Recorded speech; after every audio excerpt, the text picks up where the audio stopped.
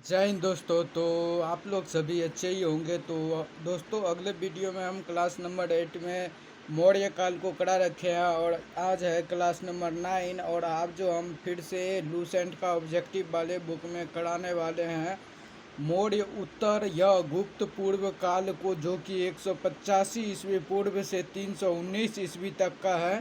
तो चलिए अभी क्वेश्चन नंबर 1 करते हैं और आपको बता दें कि ये क्लास नंबर 9 है। तो चलिए क्वेश्चन नंबर 1 को देखते हैं। अंतिम मौर्य सम्राट बृहद्रथ की हत्या कर किसने शुंग वंश की स्थापना 185 ईस्वी पूर्व में की? पुष्यमित्र ने। अगला, पुष्यमित्र शुंग मौर्य सम्राट बृहद्रथ की राजकीय सेना में किस पद पर आसीन था? सेनापति के पद पर।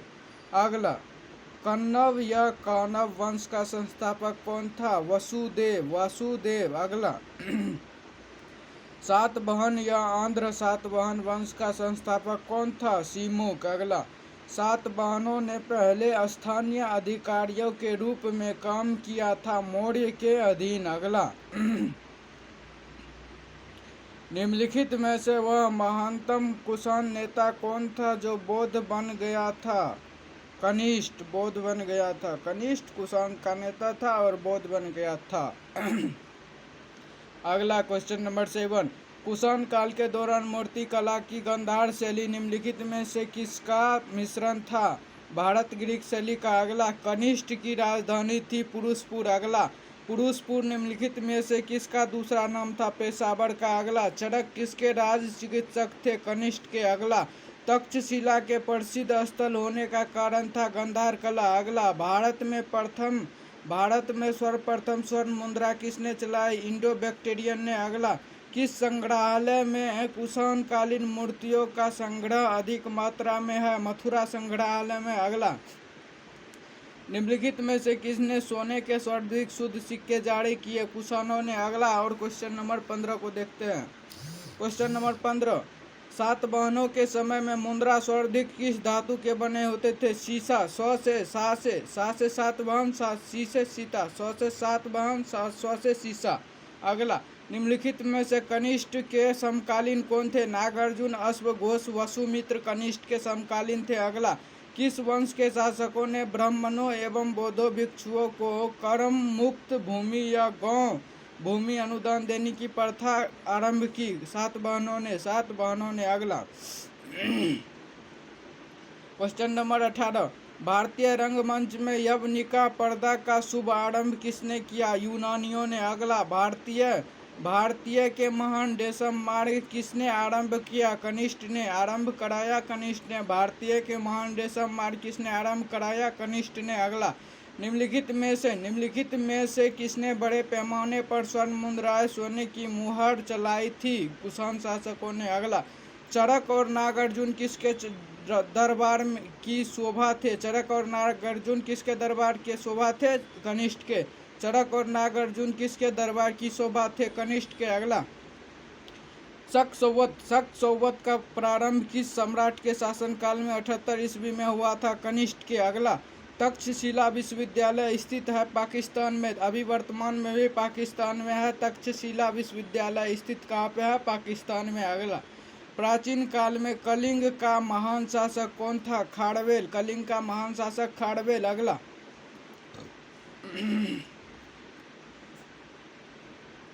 और क्वेश्चन नंबर 25, कुषाण काल में सबसे अधिक विकास किस श्रेय में हुआ था? वास्तुकला में। कुषाण काल में सबसे अधिक विकास किस का क्षेत्र में हुआ था? वास्तुकला में। अगला, सातवाहनों ने आरंभिक दिनों में अपना शासन कहाँ शुरू किया? आंध्र में। अगला, सातवाहन राज्य की राजधानी कहाँ थी? पैठण या प्रतिष्ठान। अगला, निम्नलिखित में से कौन सा अभिलेख कलिंग नरेश खारवेल से संबंधित है?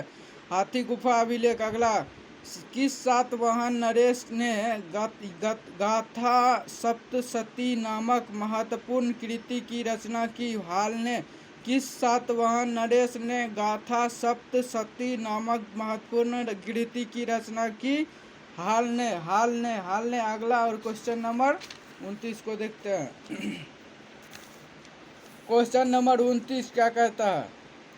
सातवाहन शासकों की राजकीय भाषा थी प्राकृत। अगला, निम्नलिखित राजवंशों पर विचार कीजिए। सबसे पहले इसमें हो जाएगा शुंग वंश, सातवाहन वंश, गुप्त वंश, चोल वंश। शुंग वंश, सातवाहन वंश, गुप्त वंश, चोल वंश। कालानुक्रमिक कौन कौन आया? शुंग वंश, सातवाहन वंश, गुप्त वंश, चोल वंश। अगला, मौर्य सम्राट के ध्वज के पश्चात कई आक्रमणों की श्रृंखला रही भारत पर। सबसे पहले आक्रमण निम्नलिखित में से किसने किया? बैक्टेरियन गिरिक ने।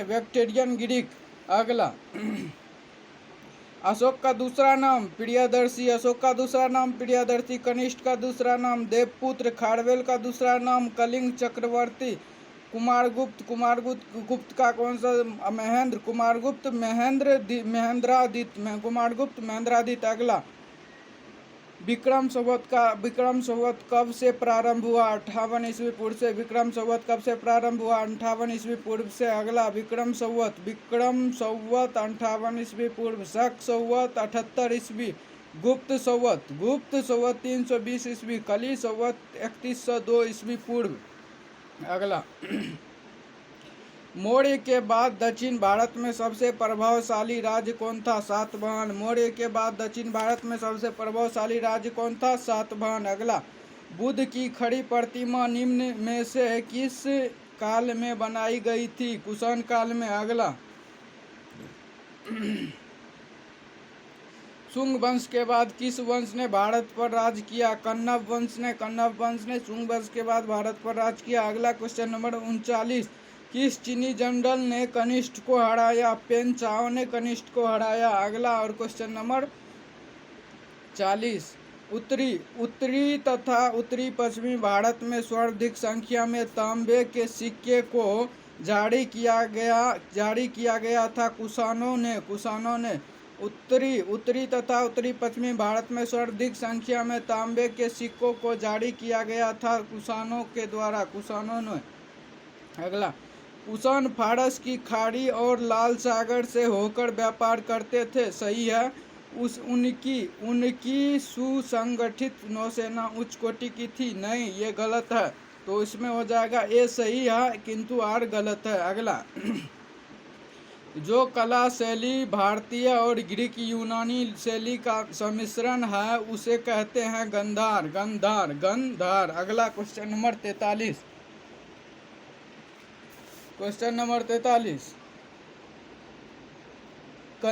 कनिष्ठ बौद्ध धर्म की किस शाखा का अनुयायी था जिसका प्रचार उसने मध्य एशिया और सुदूर पूर्व में किया? महायान का। अगला, कनिष्ठ के शासनकाल की सर्वाधिक महत्वपूर्ण घटना कौन सी थी?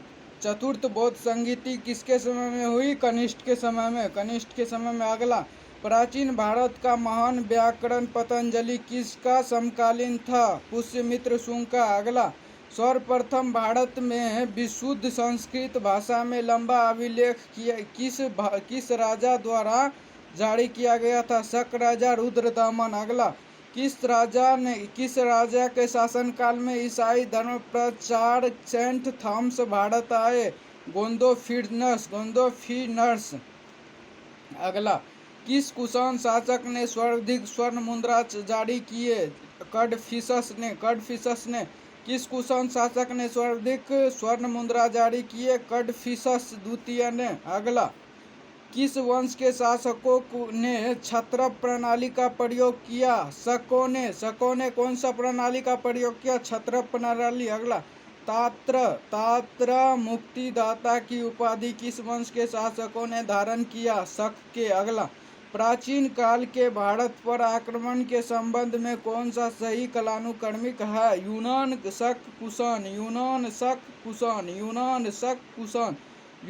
शक कुषाण प्राचीन भारत में भारत पर आक्रमण करने का सही कालानुक्रमिक है यूनान शक कुषाण। अगला, भारत में प्रथम बार सैनिक शासक व्यवहार में लाया गया ग्रीकों द्वारा। भारत में प्रथम बार सैनिक शासन व्यवहार में लाया गया ग्रीकों द्वारा। अगला, ईसा पूर्व दूसरी सदी के प्रारंभ में उत्तरी अफगानिस्तान में स्थापित भारत यूनानी राज्य था बैक्ट्रिया। अगला, चार धातुओं सोना, चांदी, तांबा एवं सीसा के बनने वाले सिक्कों को क्या कहा जाता था?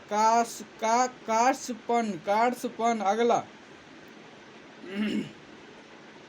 सर्वप्रथम रोम के साथ किन लोगों का व्यापार प्रारंभ हुआ? तमिलों एवं चेरों का। रोम के साथ व्यापार आरंभ हुआ तमिलों एवं चेरों का।